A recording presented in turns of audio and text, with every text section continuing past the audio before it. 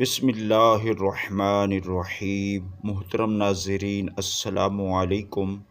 ایک دن فرعون کے پاس شیطان آیا اور اس نے فرعون سے پوچھا کہ اے فرعون، بتا تجھے کس چیز نے خدا بنایا ہے اور تیرے اندر ایسا کون سا کمال ہے کہ تو اپنے آپ کو خدا سمجھ بیٹھا؟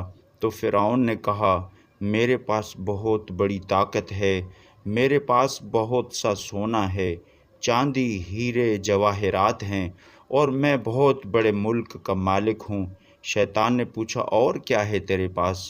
فرعون نے کہا، میرے پاس ایک اندرونی ایسی طاقت ہے جو تیرے پاس نہیں ہے۔ شیطان نے کہا، دکھاؤ۔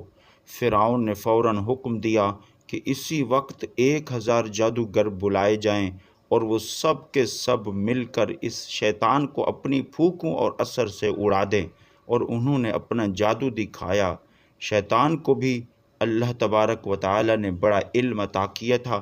شیطان نے ایک ہی پھونک ماری جس سے سارے جادوگروں کے اثرات ختم ہو گئے۔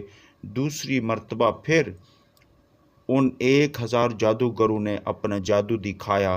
شیطان نے پھر ایک پھونک ماری جس سے ان کا اثر، ان کا جادو ختم ہو گیا۔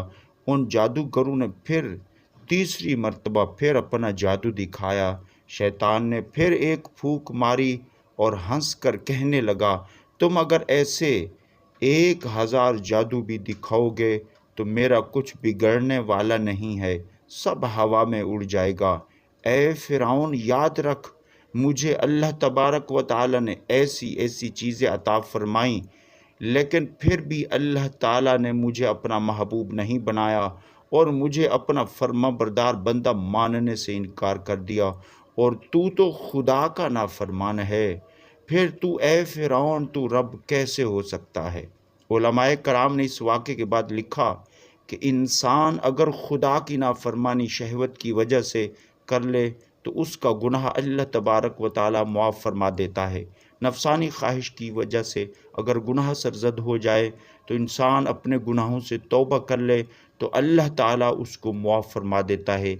لیکن اللہ کے ساتھ کسی کو شریک کرنا اور خدا ہونے کا دعویٰ کرنا تو یہ تو بہت بڑا شرک ہے، اس کی تو توبہ کی توفیق ہی نہیں۔ آخر میں دعا ہے، یا اللہ عالم اسلام کے مسلمانوں کی حفاظت فرما، آمین۔ مزید ویڈیوز و واقعات کے لیے اس چینل کو سبسکرائب کر لیں۔ شکریہ، السلام علیکم۔